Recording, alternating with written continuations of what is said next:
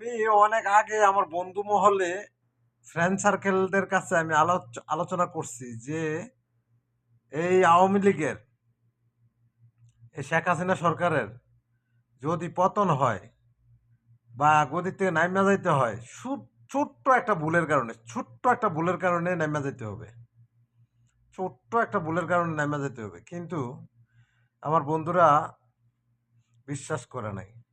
এখন বুঝেন বাংলাদেশের পরিস্থিতি, পুলিশ, র্যাব, বিডিআর, বিজিবি, হ্যাঁ, এরপরে ওখানে না লাস্টে সেনাবাহিনী নামাইতেছে, ছাত্র, ছোট্ট ছোট্ট ছাত্রদের লোকে আর্মি নামাইতে হয়েছে। ছি, কি একটা পরিস্থিতি! হ্যাঁ, এই মাইরা হয় না, চোখ পাক দিলে ডরাইতে হবে, তাইলে মারার কাম লাগবো না। ঠিক আছে, এইভাবেই